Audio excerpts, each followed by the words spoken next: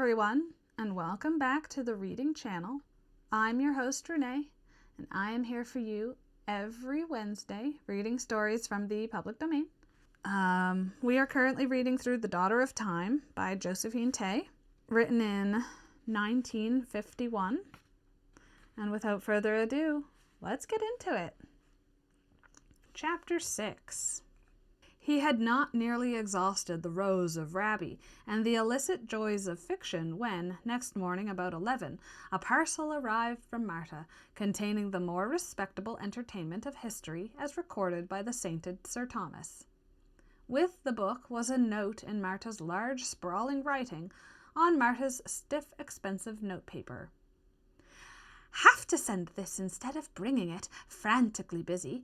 Think I have got M.M. to the sticking point re Blessington. No tea more in any of the bookshops, so tried the public library. Can't think why one never thinks of public libraries. Probably because books expected to be soupy. Think this looks quite clean and unsoupy. You get 14 days. Sounds like a sentence rather than a loan. Hope this interest in Crouchback means that the prickles are less nettleish. Till soon, Martha. The book did indeed look clean and unsoupy, if a little elderly. But after the light going of the rose, its print looked unexciting, and its solid paragraphs forbidding. Nevertheless, he attacked it with interest. This was, after all, where Richard III was concerned, the horse's mouth. He came to the surface an hour later, vaguely puzzled and ill at ease. It was not that the matter surprised him. The facts were very much what he had expected them to be. It was that this was not how he expected Sir Thomas to write. He took ill at nights, lay long waking and musing, sore wearied with care and watch. He slumbered rather than slept. So was his restless heart continually tossed and tumbled with the tedious impression and stormy remembrance of his most abominable deeds. That was all right, but when he added that this he had from such as were secret with his chamberers, one was suddenly repelled. An aroma of backstair gossip and servants' spying came off the page, so that one's sympathy tilted before one was aware of it, from the smug commentator to the tortured creature sleepless on his bed. The murderer seemed of greater stature than the man who was writing of him, which was all wrong. Grant was conscious, too, of the same unease that filled him when he listened to a witness telling a perfect story that he knew to be flawed somewhere. And that was a very puzzling indeed. What could possibly be wrong with the personal account of a man revered for his integrity as Thomas More had been revered for 4 centuries? The Richard who appeared in More's account was, Grant thought, one that Matron would have recognized, a man highly strung and capable of both great evil and great suffering. He was never quiet in his mind, never thought himself secure. His eyes whirled about. His body was privily fenced, his hand ever on his dagger, his countenance and manner like one always ready to strike again. And, of course, there was the dramatic, not to say hysterical scene that Grant remembered from his school days, that every schoolboy probably remembered. The council scene in the Tower before he laid claim to the crown. Richard's sudden challenge to Hastings as to what was the proper fate for a man who plotted the death of the protector of the kingdom. The insane claim that Edward's wife and Edward's mistress, Jane Shore, were responsible for his withered arm by their sorcery. The smiting of the table in his rage, which was the signal for his armed satellites to burst in and arrest Lord Hastings, Lord Stanley, and George Morton, Bishop of Ely. The rushing of Hastings down into the courtyard, and his beheading on a handy log of wood after bare time to confess himself to the first priest who could be found. That was certainly the picture of a man who would act first in fury, in fear, in revenge, and repent afterwards. But it seemed that he was capable of more calculated iniquity. He caused a sermon to be preached by a certain Dr. Shaw, brother of the Lord Mayor, at Paul's Cross on June 22nd, on the text, "Bastard slips shall take no root," wherein Dr. Shaw maintained that both Edward and George were sons of the Duchess of York by some unknown man, and that Richard was the only legitimate son of the Duke and Duchess of York. This was so unlikely, so inherently absurd, that Grant went back and read it over again. But it still said the same thing, that Richard had traduced his mother in public and for his own material advantage, with an unbelieving infamy. Well, Sir Thomas More said it, and if anyone should know, it would be Thomas More. And if anyone should know how to pick and choose between the credibilities in the reporting of a story, it ought to be Thomas More, Lord Chancellor of England. Richard's mother, said Sir Thomas, complained bitterly of the slander with which her son had smirched her. Understandably, on the whole, Grant thought. As for Dr. Shaw, he was overcome with remorse, so much so that within a few days he withered and consumed away. Had a stroke, probably, Grant considered, and little wonder. To have stood up and told that tale to a London crowd must have taken some nerve. Sir Thomas's account of the princes in the Tower was the same as the Amazon's, but Sir Thomas's version was more detailed. Richard had suggested to Robert Brackenbury, constable of the Tower, that it might be a good thing if the princes disappeared, but Brackenbury would have no part in such an act. Richard therefore waited until he was at Warwick, during his progress through England after his coronation, and then sent Tyrrell to London with orders that he was to receive the keys of the Tower for one night. During that night, 2 ruffians, Dighton and Forrest, one a groom and one a warder, smothered the 2 boys. At this point, the midget came in with his lunch and removed the book from his grasp, and while he forked the shepherd's pie from plate to mouth, he considered again the face of the man in the dock, the faithful and patient small brother who had turned into a monster. When the midget came back for his tray, he said, "Did you know that Richard III was a very popular person in his day? Before he came to the throne, I mean." The midget cast a baleful glance at the pitcher. "Always was a snake in the grass, if you ask me. Smooth, that's what he was, smooth, biding his time." Biding his time for what? He wondered, as she tapped away down the corridor. He could not have known that his brother Edward would die unexpectedly at the early age of 40. He could not have foreseen, even after a childhood shared with him in uncommon intimacy, that George's ongoings would end in attainder and the debarring of his 2 children from the succession. There seemed little point in biding one's time if there was nothing to bide for. The indestructibly virtuous beauty with the gilt hair had, except for her incurable nepotism, proved an admirable queen, and had provided Edward with a large brood of healthy children, including 2 boys. The whole of that brood, together with George and his son and daughter, stood between Richard and the throne. It was surely unlikely that a man busy with the administration of the north of England, or campaigning with dazzling success against the Scots, would have much spare interest in being smooth. What, then, had changed him so fundamentally in so short a time?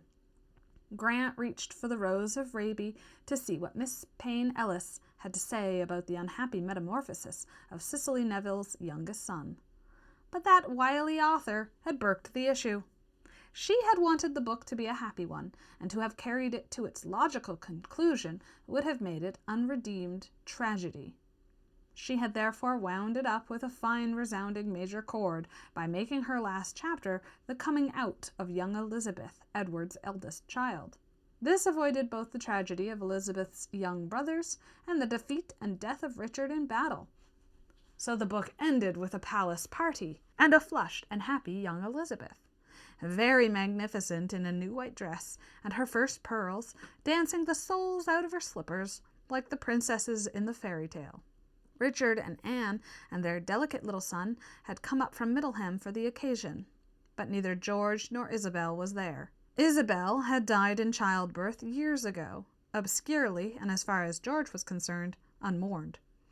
George, too, had died obscurely, but with that perverseness that was so peculiarly George's, had, by that very obscurity, won for himself imperishable fame. George's life had been a progression from one spectacular piece of spiritual extravagance to the next. Each time his family must have said, "Well, that at last is the summit of frightfulness. Even George cannot think of anything more fantastic than that." And each time George had surprised them. There was no limit to George's antic capacity. The seed was perhaps sown when, during his first backsliding in the company of his father-in-law, Warwick had created him heir to the poor, crazy puppet king Henry VI, whom Warwick had dumped back on the throne to spite his cousin Edward. Both Warwick's hopes of seeing his daughter a queen and George's royal pretensions had gone down the drain on that night when Richard had gone over to the Lancastrian camp and talked to George. But the taste of importance had perhaps proved too much for a natural sweet tooth. In the years to come, the family were always heading George off from unexpected vagaries or rescuing him from his latest caper. When Isabel died, he had been certain that she had been poisoned by her waiting woman and that his baby son had been poisoned by another. Edward, thinking the affair important enough to be tried before a London court, sent down a writ, only to find that George had tried them both at a petty session of his own magistracies and hanged them. The furious Edward, by way of rapping him over the knuckles, had 2 members of George's household tried for treason. But instead of taking the hint, George declared that this was just judicial murder, and went about saying so in loud tones and in a fine blaze of lèse majesté. Then he decided that he wanted to marry the richest heiress in Europe, who was Margaret's stepdaughter, young Mary of Burgundy. Kind Margaret thought it would be nice to have her brother in Burgundy, but Edward had arranged to back Maximilian of Austria's suit, and George was a continual embarrassment. When the Burgundy intrigue came to nothing, the family hoped for a little peace. After all, George owned half the Neville lands and had no need to marry again either for fortune or children. But George had a new scheme for marrying Margaret, the sister of James III of Scotland. At last, his folie de grandeur graduated from secret negotiation undertaken on his own behalf with foreign courts to open display of the Lancastrian Act of Parliament, which had declared him heir to the throne after Henry VI. This, inevitably, landed him before another Parliament, and a much less amenable one. The trial was chiefly remarkable for a flaming and wordy row between the 2 brothers Edward and George. But when the expected attainder was passed, there was a pause. Depriving George of his standing was one thing, desirable and indeed necessary, but executing him was something else again. As the days went by without sentence being carried out, the Commons sent a reminder, and next day it was announced that George, Duke of Clarence, had died in the Tower. Drowned in the butt of Malmsey, said London, and what was merely a Cockney's comment on a drunkard's end passed into history and made the undeserving George immortal. So George was not at that party at Westminster, and the emphasis in Miss Payne Ellis's final chapter was not on Cecily Neville as the mother of sons, but on Cecily Neville, the grandmother of a fine brood. George might have died discredited on a dried leaf heap of worn-out friendships, but his son, young Warwick, was a fine upstanding boy, and little Margaret, at 10, was already showing signs of the traditional Neville beauty. Edmund, dead in battle at 17, might seem a wanton waste of young life, but there to balance it was the delicate baby whom she'd never thought to rear, and he had a son to follow him. Richard, in his 20s, still looked as though one could break him in 2, but he was as tough as a heather root, and perhaps his fragile-looking son would grow up to be as resilient. As for Edward, her tall blonde Edward, his beauty might be blurred into grossness and his amiability into sloth, but his 2 small sons and his 5 girls had all the character and good looks of their combined ancestry. As a grandmother, she could look on that crowd of children with a personal pride, and as a princess of England, she could look on them with assurance. The crown was safe in the York line for generations to come.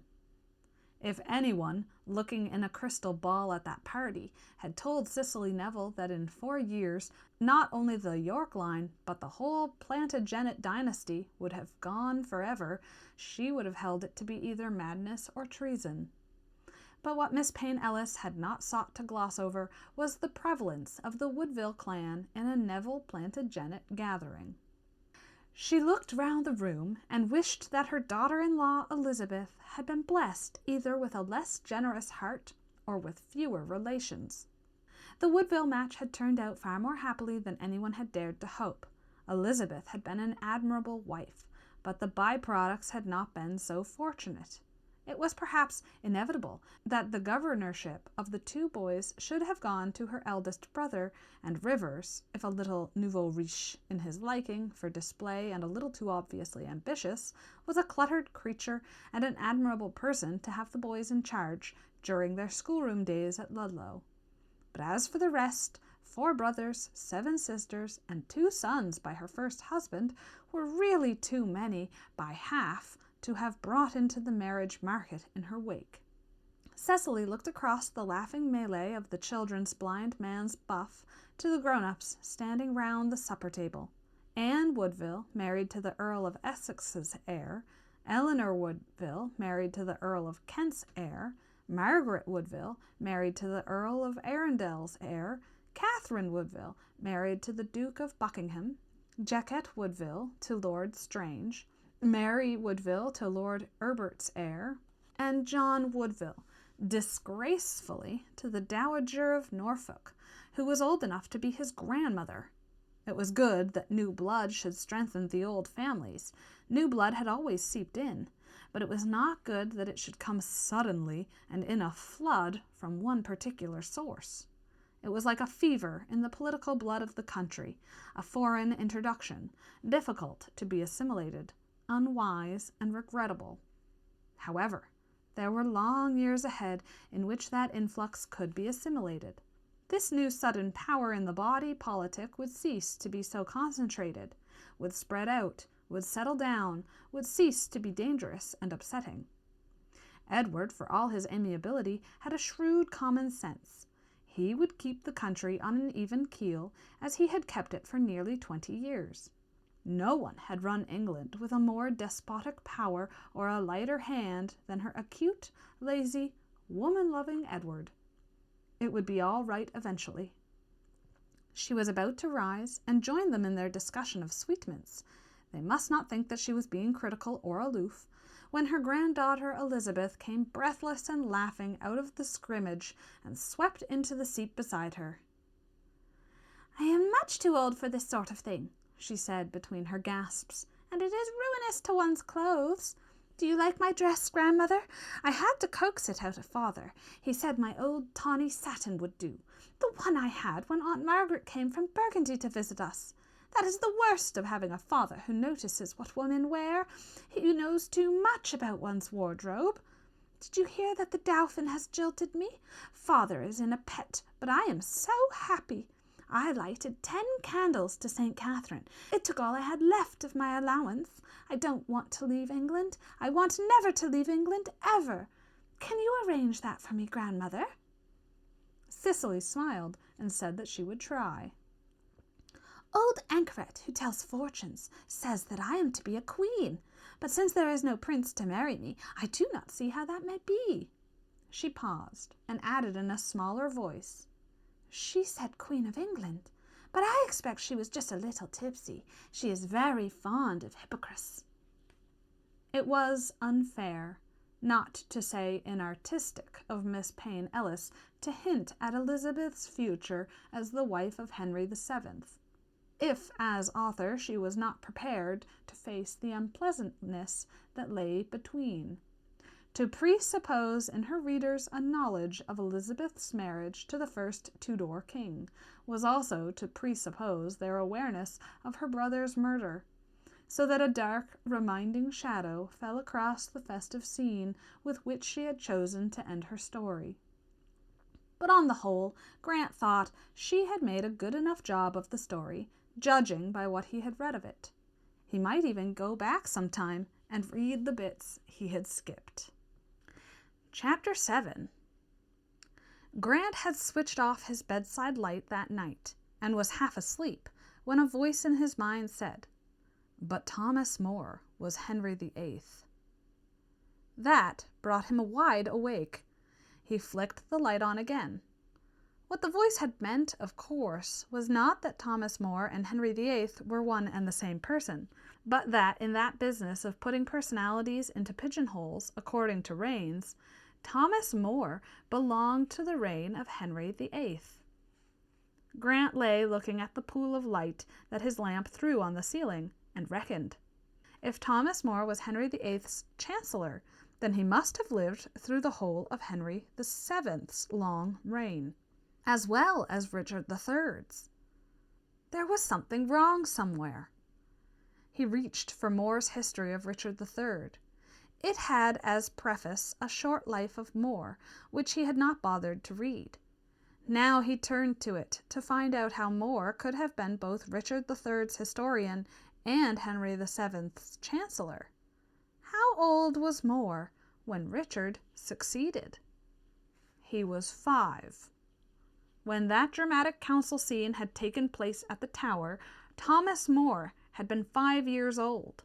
He had been only 8 when Richard died at Bosworth. Everything in that history had been hearsay, and if there was one word that a policeman loathed more than another, it was hearsay, especially when applied to evidence. He was so disgusted that he flung the precious book onto the floor before he remembered that it was the property of a public library, and his only by grace and for 14 days. More had never known Richard III at all. He had indeed grown up under a Tudor administration. That book was the Bible of the whole historical world on the subject of Richard III. It was from that account that Holinshed had taken his material, and from that Shakespeare had written his. And except that More believed what he wrote to be true, it was of no more value than what the soldier said. It was what his cousin Laura called snow on their boots, a gospel true event seen by someone other than the teller. That More had a critical mind and an admirable integrity did not make the story acceptable evidence. A great many otherwise admirable minds had accepted that story of the Russian troops passing through Britain. Grant had dealt too long with the human intelligence to accept as truth someone's report of what that someone remembered to have seen or been told. He was disgusted. At the first opportunity, he must get an actual contemporary account of the events of Richard's short reign. The public library could have Sir Thomas More back tomorrow, and be damned to their 14 days. The fact that Sir Thomas was a martyr and a great mind did not cut any ice at all with him. Allan Grant, Allan Grant, had known great minds so uncritical that they would believe a story that would make a con man blush for shame. He had known a great scientist who was convinced that a piece of butter muslin was his great-aunt Sophia because an illiterate medium from the back streets of Plymouth told him so. He had known a great authority on the human mind and its evolution who had been taken for all he had by an incurable knave because he judged for himself and not on police stories. As far as Allan Grant, was concerned, there was nothing so uncritical or so damn silly as your great mind. As far as Allan Grant, was concerned, Thomas More was washed out, cancelled, deleted, and Allan Grant, was beginning from scratch again tomorrow morning. He was still illogically fuming when he fell asleep, and he woke up fuming. "Do you know that your Sir Thomas More knew nothing about Richard III at all?" he said, accusing, to the Amazon the moment her large person appeared in the doorway. She looked startled, not at his news, but at his ferocity. Her eyes looked as if they might brim with tears at another rough word. "But of course he knew," she protested. "He lived then." "He was 8 when Richard died," Grant said, relentless, "and all he knew was what he had been told, like me, like you, like Will Rogers of blessed memory. There is nothing hallowed at all about Sir Thomas More's history of Richard III.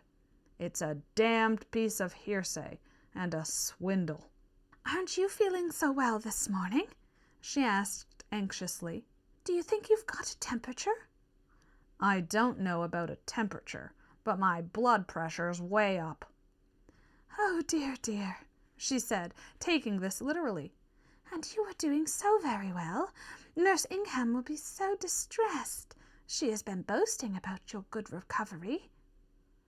That the midget should have found him a subject for boasting was a new idea to Grant, but it was not one that gave him any gratification. He resolved to have a temperature in earnest if he could manage it, just to score off the midget. But the morning visit of Martha distracted him from this experiment in the power of mind over matter.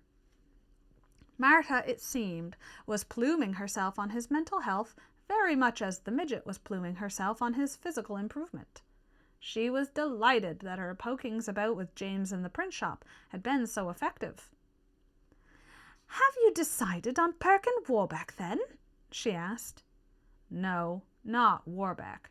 Tell me, what made you bring me a portrait of Richard III? There's no mystery about Richard, is there?" "No, I suppose we took it as illustration to the Warbeck story. No, wait a moment. I remember. James turned it up and said, 'If he's mad about faces, there's one for him.' He said, 'That's the most notorious murderer in history, and yet his face, in my estimation, is the face of a saint.'" "A saint," Grant said, and then remembered something. "Over-conscientious," he said. "What?" "Nothing. I was just remembering my first impressions of it. Is that how it seemed to you? The face of a saint?" She looked across at the picture, propped up against the pile of books. "I can't see it against the light," she said, and picked it up for a closer scrutiny. He was suddenly reminded that to Martha, as to Sergeant Williams, faces were a professional matter. The slant of an eyebrow, the set of a mouth, was just as much an evidence of character to Martha as to Williams. Indeed, she actually made herself faces to match the character she played. "Nurse Ingham thinks he's a dreary. Nurse Darrell thinks he's a horror. My surgeon thinks he's a polio victim. Sergeant Williams thinks he's a born judge. Matron thinks he's a soul in torment." Martha said nothing for a little. Then she said, "It's odd, you know. When you first look at it, you think it a mean, suspicious face, even cantankerous. But when you look at it a little longer, you find that it isn't like that at all. It is quite calm. It is really quite a gentle face. Perhaps that is what James meant by being saint-like." No, I don't think so. What he meant was the subservience to conscience. "Whatever it is a face, isn't it? Not just a collection of organs for seeing, breathing, and eating with. A wonderful face, with very little alteration, you know. It might be a portrait of Lorenzo the Magnificent." "You don't suppose that it is Lorenzo, and that we're considering the wrong man altogether?" "Of course not. Why should you think that?" "Because nothing in the face fits the facts of history, and pictures have got shuffled before now." "Oh, yes, of course they have. But that is Richard all right. The original, or what is supposed to be the original, is at Windsor Castle, James told me. It is included in Henry VIII's inventory, so it has been there for 400 years or so, and there are duplicates at Hatfield and Albury." "It's Richard," Grant said resignedly. "I just don't know anything about faces. Do you know anyone at the B.M.?"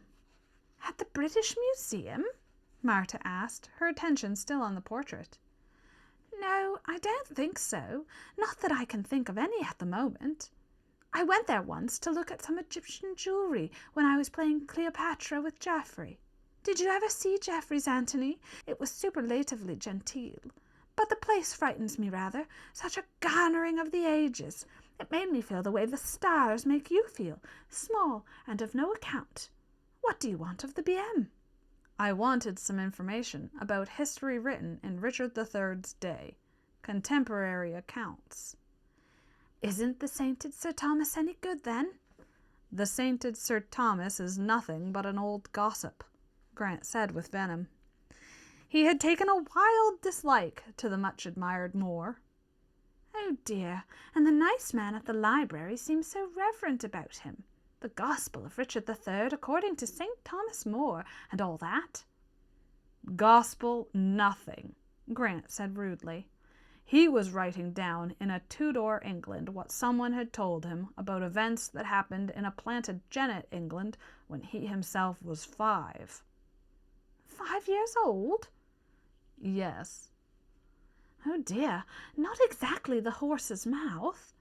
Not even straight from the course. Come to think of it, it's as reliable as a bookie's tips would be. He's on the wrong side of the rails altogether. If he was a Tudor servant, he was on the laying side, where Richard III was concerned. Yes, I suppose so.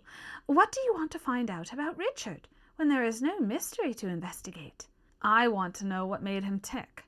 That is a more profound mystery than anything I have come up against of late. What changed him almost overnight? Up to the moment of his brother's death, he seems to have been entirely admirable and devoted to his brother. I suppose the supreme honor must always be a temptation. He was regent until the boy came of age, protector of England. With his previous history, you would think that it would have been enough for him. You would have thought, indeed, that it would have been very much his cup of tea, guardian of both Edward's son and the kingdom. Perhaps the brat was unbearable, and Richard longed to larn him. Isn't it odd how we never think of victims as anything but white innocents? Like Joseph in the Bible. I'm sure he was quite an intolerable young man, actually and long overdue for that pushing into the pit. Perhaps young Edward was just sitting up and begging to be quietly put down. There were 2 of them, Grant reminded her. Yes, of course there isn't an explanation. It was the ultimate barbarism. Poor little woolly lambs. Oh! What was the O for? I've just thought of something. Woolly lambs made me think of it. Well? No, I won't tell you in case it doesn't come off. I must fly. Have you charmed Madeline March into agreeing to write the play? Well, she hasn't actually signed a contract yet, but I think she's sold on the idea. Au revoir, my dear. I shall look in again soon. She went away, aped on her way by a blushing Amazon, and Grant did not remember anything about woolly lambs until the woolly lamb actually turned up in his room next evening. The woolly lamb was wearing horn-rimmed spectacles, which in some odd way emphasized the resemblance instead of detracting from it. Grant had been dozing more at peace with the world than he had been for some time. History was, as Matron had pointed out, an excellent way of acquiring a sense of perspective. The tap at his door was so tentative that he had decided that he had imagined it. Taps on hospital doors are not apt to be tentative, but something made him say, "Come in." And there, in the opening, was something that was so unmistakably Marta's woolly lamb that Grant laughed aloud before he could stop himself. The young man looked abashed, smiled nervously, propped the spectacles on his nose with a long, thin forefinger, cleared his throat, and said, "Mr. Grant, my name is Carradine, Brent Carradine. I hope I haven't disturbed you when you were resting." No. Come in, Mr. Carradine. I am delighted to see you." "Marta, Miss Hallard, that is, sent me. She said I could be of some help to you." "Did she say how? Do sit down. You'll find a chair over there behind the door. Bring it over." He was a tall boy, hatless, with soft fair curls crowning a high forehead and a much too big tweed coat hanging unfastened round him in negligent folds, American-wise. Indeed, it was obvious that he was, in fact, American. He brought over the chair, planted himself on it with the coat spread round him like some royal robe, and looked at Grant with kind brown eyes, whose luminous charm not even the horn rims could dim. "Marta, Miss Hallard, that is, said you wanted something looked up. And are you a looker-upper? I'm doing research here in London. Historical research, I mean. And she said something about your wanting something in that line. She knows I work at the BM most mornings. I'd be very pleased, Mr. Grant, to do anything I can to help you. That's very kind of you. Very kind indeed. What is it that you are working on? Your research, I mean. The Peasants' Revolt. Oh, Richard II. Yes. Are you interested in social conditions? The young man grinned suddenly in a very unstudent-like way and said, No, I'm interested in staying in England. And can't you stay in England without doing research? Not very easily. I've got to have an alibi. My pop thinks I should go into the family business. It's furniture, wholesale furniture. You order it by mail, out of a book. Don't misunderstand me, Mr. Grant. It's very good furniture, lasts forever. It's just that I can't take much interest in furnishing units. And short of polar exploration, the British Museum was the best hideaway you could think of. Well, it's warm, and I really do like history. I majored in it. And, well, Mr. Grant, if you really want to know, I just had to follow Atlanta Shergold to England. She's the dumb blonde in in Miss Hallard's play. She plays the dumb blonde. She's not at all dumb, Atlanta. No, indeed. A very gifted young woman indeed. You've seen her? I shouldn't think there is anyone in London who hasn't seen her. No, I suppose not. It does go on, doesn't it? We didn't think, Atlanta and me, that it would run for more than a few weeks, so we just waved each other goodbye and said, See you at the beginning of the month. It was when we found that it was going on indefinitely that I just had to find an excuse to come to England. Wasn't Atlanta sufficient excuse? Not for my pop. The family are very snooty about Atlanta, but Pop is the worst of the bunch. When he can bring himself to mention her, he refers to her as that young actress acquaintance of yours. You see, Pop is Carradine III, and Atlanta's father is very much Shergold I, a little grocery store on Main Street, as a matter of fact, and the salt of the earth in case you're interested. And of course, Atlanta hasn't really done very much back in the States. On the stage. This is her first big success. That is why she didn't want to break her contract and come back home. As a matter of fact, it'll be quite a fight to get her back home at all. She says we never appreciated her. So you took to research. I had to think of something that I could do only in London, you see, and I had done some research at college. So the BM seemed to be just what you call my cup of tea.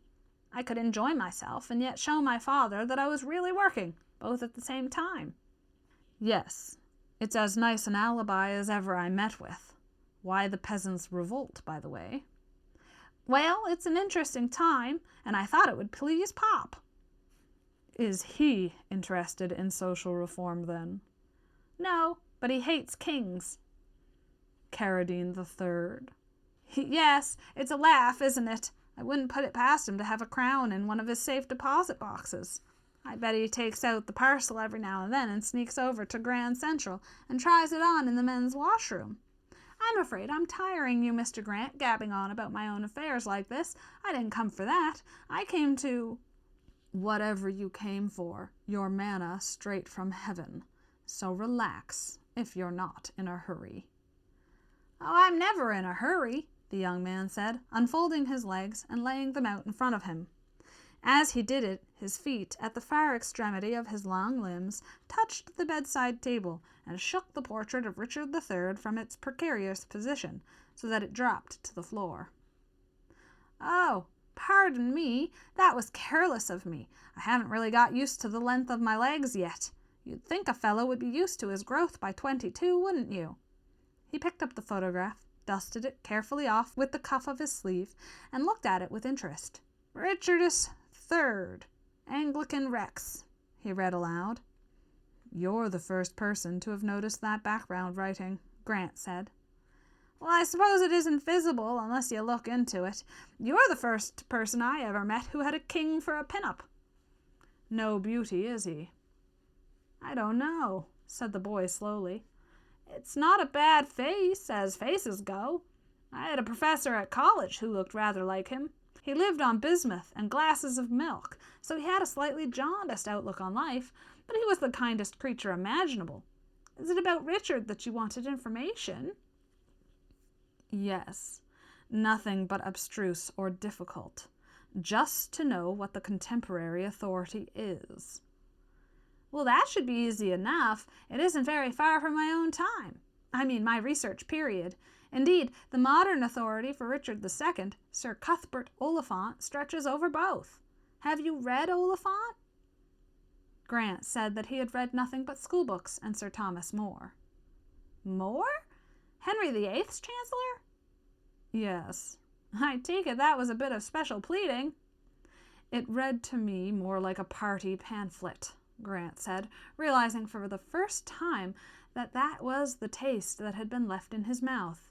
It had not read like a statesman's account. It had read like a party throwaway. No, it had read like a columnist who got his information below stairs. Do you know anything about Richard III? Nothing, except that he croaked his nephews and offered his kingdom for a horse, and that he had two stooges known as the Cat and the Rat. What? You know, the cat, the rat, and Lovell our dog ruling England under a hog. Yes, of course. I'd forgotten that. What does it mean? Do you know? No, I've no idea. I don't know that period very well. How did you get interested in Richard III? Marta suggested that I should do some academic investigating, since I can't do any practical investigating for some time to come. And because I find faces interesting, she brought me portraits of all the principals in the various mysteries she suggested, I mean. Richard got in more or less by accident, but he proved the biggest mystery of the lot. He did? In what way? He is the author of the most revolting crime in history, and he has the face of a great judge, a great administrator. Moreover, he was, by all accounts, an abnormally civilized and well-living creature.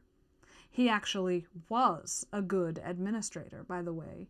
He governed the north of England and did it excellently. He was a good staff officer and a good soldier, and nothing is known against his private life. His brother, perhaps you know, was Bar Charles II, our most wench-ridden royal product. Edward IV? Yes, I know, a 6-foot hunk of male beauty. Perhaps Richard suffered from a resentment at the contrast, and that accounts for his willingness to blot out his brother's seed. This was something that Grant had not thought of. You're suggesting that Richard had a suppressed hate for his brother? Why suppressed? Because even his worst detractors admit that he was devoted to Edward. They were together in everything from the time that Richard was 12 or 13. The other brother was no good to anyone, George. Who is George? The Duke of Clarence. Oh, him! But of Malmsey Clarence. That's the one. So there were just the two of them, Edward and Richard, I mean, and there was a 10-year gap in their ages. That's just the right difference for hero worship. If I were a hunchback, young Carradine said musingly, I sure would hate a brother who took my credit and my women and my place in the sun. It's possible, Grant said after an interval. It's the best explanation I've come on so far. It mightn't have been an overt thing at all, you know. It mightn't have even been a conscious thing. It may have just all boiled up in him when he saw the chance of the crown. He may have said, I mean his blood may have said, here's my chance. All those years of fetching and carrying and standing one pace in the rear, and no thanks for them. Here's where I take my pay. Here's where I settle accounts. Grant noticed that by sheer chance, Carradine had used the same imagined description of Richard as Miss Payne Ellis, standing one pace in the rear. That is how the novelist had seen him, standing with the fair, solid Margaret and George on the steps of Baynard's castle, watching their father go away to war. one pace in the rear, as usual. That's very interesting, though, what you say about Richard being apparently a good sort up to the time of the crime, Carradine said, propping one leg of his horn rims with a long forefinger in his characteristic gesture. Makes him more of a person. That Shakespeare version of him, you know, that's just a caricature, not a man at all. I'll be very pleased to do any investigating you want, Mr. Grant. It'll make a nice change from the peasants. The Cat and the Rat instead of John Ball and Wat Taylor. That's it. Well, it's very nice of you.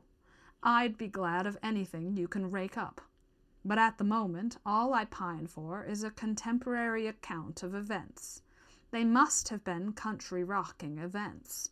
I want to read a contemporary's account of them, not what someone heard tell about events that happened when he was 5 and under another regime altogether.